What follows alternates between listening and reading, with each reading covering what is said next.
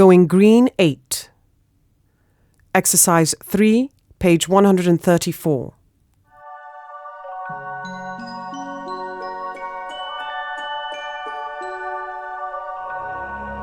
The Challenge of Antarctica.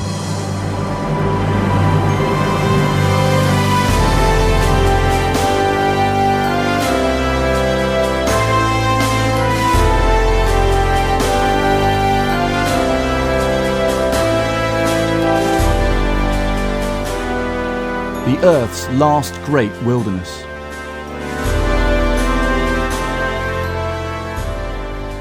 A 100 years ago, the great explorers Scott, Shackleton and Amundsen were racing to be the first to reach the South Pole. Today, the beautiful frozen continent of Antarctica is facing some very different challenges. Global warming. Global warming is nothing new. We all know that burning fossil fuels, greenhouse gases and deforestation are causing world temperatures to rise. But over the past 50 years, Antarctica's temperatures have increased by about 3 degrees Celsius, around 10 times more than the rest of the world.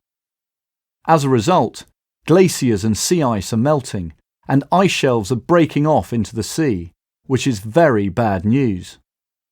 If Antarctica's thick polar ice sheet eventually melts, not only will the world heat up generally, but global sea levels could rise by about 6 metres, flooding many coastal areas.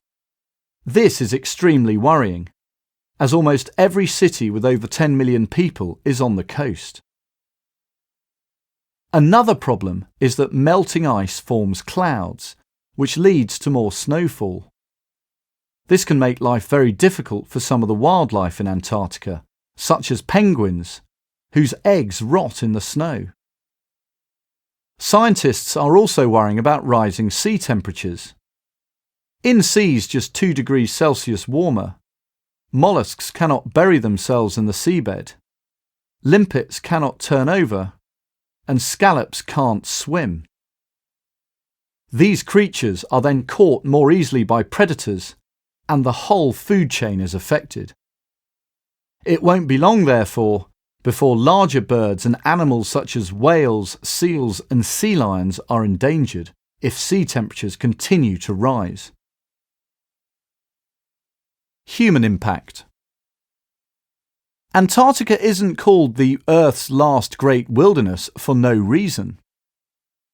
No country owns it, and no native people live there. Therefore, its clean air, water and ice make it the perfect place for scientists to carry out research.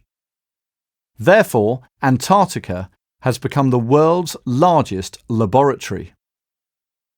Many countries have set up scientific bases there, which means that the population now ranges from about 1,000 in winter to about 4,000 in summer. Also, 30,000 adventurous tourists now visit Antarctica each year.